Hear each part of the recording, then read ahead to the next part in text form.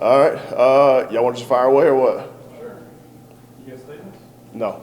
I've talked enough, man. It's time to just What do you go work. What do you look for whenever you're breaking down film in an offensive lineman? What is there a couple of key things that really stand out to you or jump out to you? Sure. The biggest piece is execution. How to get a kid to, be able to execute at a high level. And so what that looks like, is first, number one, from a physical standpoint, physically, am I getting my job done?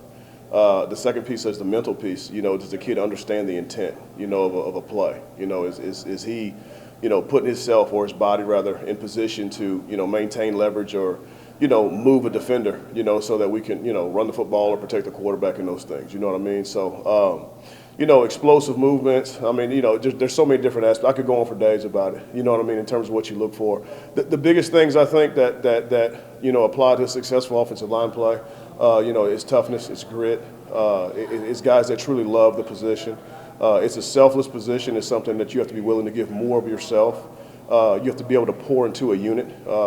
It's not a position that you're going to get a bunch of individual glory or accolades. It's something to me that, when you're recognized as a group. And what I tell my guys on a daily basis, that the greatest compliment that you can receive as an offensive lineman is that you play hard, and so that's our standard. Our spring campaign will be based on effort. We want to be the hardest playing guys on the field, anytime people take a look at us. We've seen quarterbacks, receivers go straight from high school to play in this true freshman and championship games. This is a different position, though. Sure. These apparently very talented and coveted linemen that are coming in. Any chance they can help you or see the field or play, or is it just not realistic at this position? I think there's several of the guys that we signed that are going to play. I think we did a good job, as a staff of, number one, targeting the right guys and, bringing some guys in that physically do have ability to help us. One of our young guys on campus now, Will Campbell, doing a fantastic job, with his training and development. He's got a long way to go in terms of learning how to play the game, at a high level. But in terms of want to, it's unmatched. I mean, he's highly motivated. He has a ton of pride in, being here at LSU, and I think he's going to be phenomenal for us. So I'm doing everything I can to, elevate the young guys in the room, create competitive depth, and put our players in a position that every day they come to work, they have to earn the right to go play, for LSU. And so I think that's something that's going to enhance our unit. I think it's something that's going to take us really to the next step in our development. Outside of corner, I don't know anybody that's got a bigger challenge than you. Sure. Yeah, it's up there. It's up there, yeah, for sure. I'm excited about the challenge. I think about midway through the season last year, I started to see growth in our guys. I saw guys taking the next step. I saw guys elevating themselves and playing better together. And then, my biggest fear is that I'd run out of time, and so now I have time. Coach Kelly's granted me the opportunity to be here. And so every day I wake up, it's how can we get better? It's the time that I'm allotted with our players, not wasting 1 second of it. I have relationships in my room now that are authentic. My kids know I care about them. They know that I'm here to serve them and help them, really achieve everything that they came here to do from an athletic standpoint, in school and even beyond that. So now at this point, it's a matter of how far can we go with it. We're working our butts off.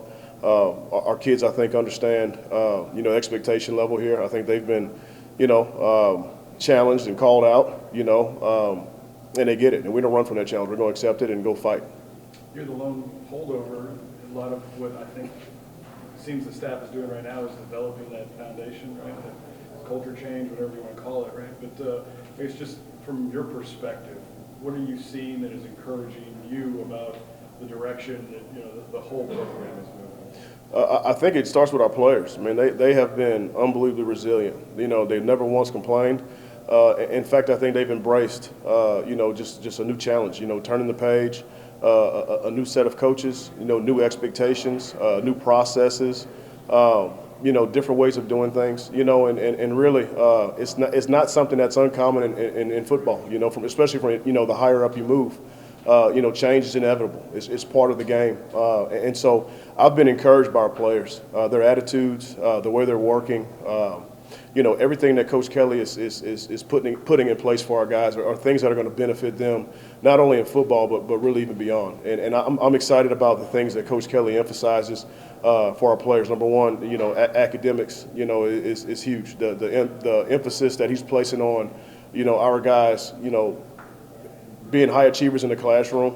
The kids have risen to the challenge. I mean, you're seeing, significant growth in that area, and that's something that doesn't get talked about. You know what I mean? But as a coach, it's impactful. You see it, and it's why these guys come to school here.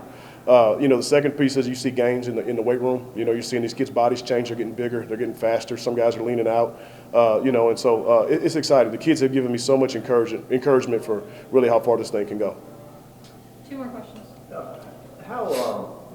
How sincere, I mean, obviously it is sincere, but tell me how sincere is the thought process of graduating and stuff? Because obviously coaches are hired and fired by how many games you win in that stadium, and some people may say, well, it doesn't matter if they graduate or not. But obviously you brought it up several times as something he wants to be done here. Sure. From Coach Kelly's standpoint, it's not words. It's not a slogan. It's not just a statement. It's who we are. It's our main focus. Graduating champions. It's what you'll hear. Our message to our players, while they're here. I think a lot of kids in recruiting, there's a lot of bad information out there in terms of the NFL and what it looks like for kids, and people, thinking that by choosing, whatever university they're going to go, seal their fortune by playing there for 3 years and then being a first-round draft pick. And I think there's a ton of I think it's bad. It's dangerous, for a lot of young kids, because there's some kids that don't understand it, and so they don't fully invest their time or effort into, number one, obtaining a valuable education. I think number two, networking, building their brand, and so it's a shame. I've seen it. I've seen it, at different places in my travels, and it's unfortunate. Here that's not going to be the standard. We're going to hold our kids accountable.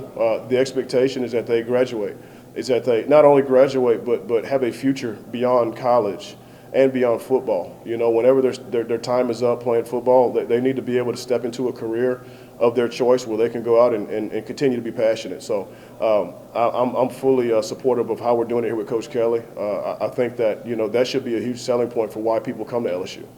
Brett, this may be nothing, and you can tell me if it is, but I think for the first time that I can remember, there's it's not a majority because I just counted, but there's 6 black assistant coaches, 6 white coaches on the staff.